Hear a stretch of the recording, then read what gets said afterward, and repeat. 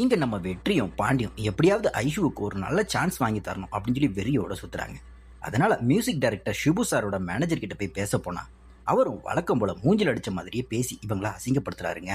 இவங்கிட்ட பேசி எந்த ஒரு பிரயோஜனமும் இல்ல மச்சான், நம்ம டைரக்டா ஷிபு சாரை டீல் பண்ணிட வேண்டியதுதான் அப்படிங்கிற மாதிரி வெற்றியும் முடிவு பண்றான்.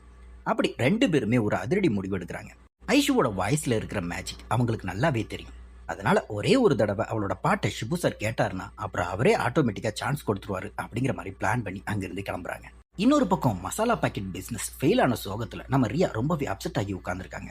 அப்ப அங்க வர ராஜன் ரியாவுக்கு செம டோஸ் கொடுத்து மோட்டிவேட் பண்றாருங்க. என்ன ரியா இது, நீ வந்த புதுசுல நெடுமாறனுக்கே குடைச்சல் கொடுத்த ஆளு நீ, உன்னை இப்படி பார்க்கவே முடியல, வா இப்ப பேண்ட்ரி மீட்டிங் இருக்கு அப்படிங்கிற மாதிரி சொல்றாரு. ரியாவும் வரமாட்ட அப்படிங்கிற மாதிரி அடம்பிடிச்சாலும் ராஜன் அவங்கள ஃபோர்ஸ் பண்ணி கூட்டிட்டு போறாருங்க. மீட்டிங்ல புதுசா பேண்ட்ரி கான்ட்ராக்ட் எடுக்க ஒருத்தர் வந்திருக்காருங்க. அவர் எனக்கு வெளியே நிறைய ஆஃபர்ஸ் இருக்கு, நீங்க நான் கேட்குற பட்ஜெட் கொடுத்தா நான் கான்ட்ராக்ட் எடுப்பேன் அப்படின்னு ஓவரா சீன் போடுறாரு.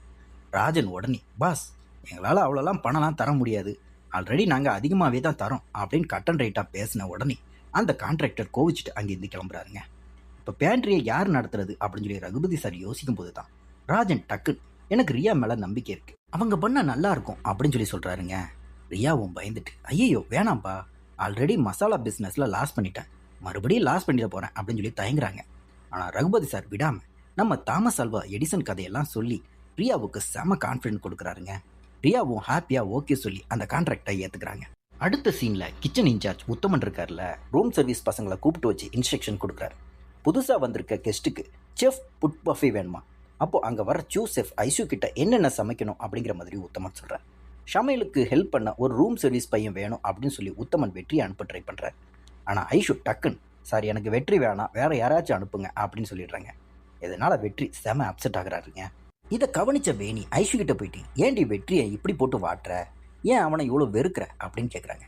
அதுக்கு ஐஷு நான் அவனை வெறுக்கலடி, அவன் தான் என்கிட்ட பேசுறதுனால அவனுக்கு பிரச்சனை வருதுன்னு சொன்னான், இதுல இருந்து வெளியே வரணும்னு சொன்னான், அதனால தான் நான் அவனை அவாய்ட் பண்றேன் அப்படிங்கிற மாதிரி அவங்களும் சொல்றாங்க. கட் பண்ண ரியாவும் அவங்க அப்பா ரகுபதி சாரை பார்க்க வராங்க. பேண்ட்ரி பிசினஸை டெவலப் பண்ண அவங்க வச்சிருக்க ஐடியாஸை கொட்டுறாங்க. ரெஸ்டாரண்ட்டுக்குள்ளே ஒரு செம கேஃபே செட்டப் கொண்டு வர்றது, பீச்சுக்கு வர்றவங்க வாக்கிங் போறவங்க எல்லாருமே அட்ராக்ட் பண்ண காஃபி டீ கூடவே பேஸ்ட்ரி பப்ஸ் சமோசா கொடுக்கறது, புதுசா செக்இன் பண்ற கெஸ்ட்டுக்கு கொஞ்ச நாளைக்கு ஃப்ரீயா சமோசா கொடுத்து மார்க்கெட்டிங் பண்றது. இந்த ஐடியாஸ் எல்லாம் கேட்டு ரகுபதி சார் ரொம்பவே இம்ப்ரெஸ் ஆகுறாருங்க. ஆனா அங்க ஒரு சிக்கல் இருக்குங்க, பழைய கான்ட்ராக்டர் போகும்போது அவரோட ஆட்களையும் கூட்டிட்டு போயிட்டாருங்க. இப்ப புதுசா ஆள் தேடணும். அப்ப ரகுபதி சார் நீ ஏன் இந்த வேலைக்கு வெற்றியை யூஸ் பண்ணிடக்கூடாது அப்படிங்கிற மாதிரி கேட்கிறாரு. ரியாவுக்கு இதை கேட்டதுமே கோவம் வந்துடுதுங்க.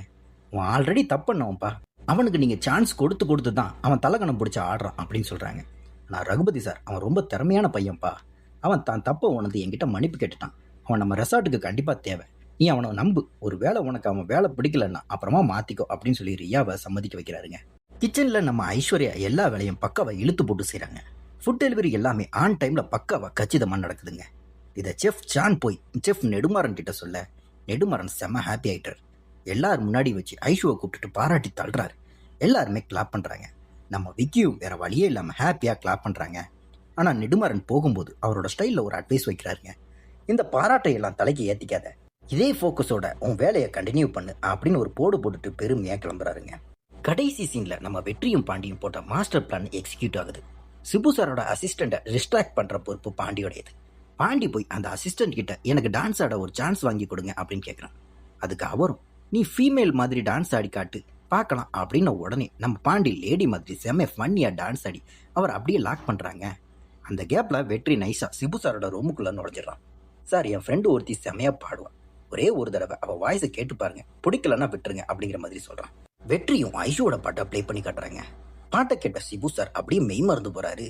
அவருக்கு பாட்டு ரொம்பவே பிடிச்சு போக அவரோட மொபைல் நம்பரை கொடுத்து உங்க ஃப்ரெண்டை நானே கான்டாக்ட் பண்றேன் அப்படின்னு சொல்லி கிரீன் சிக்னல் கொடுக்குறாருங்க. வெற்றி செம ஹாப்பியா கெத்தா வெளியே வராங்க.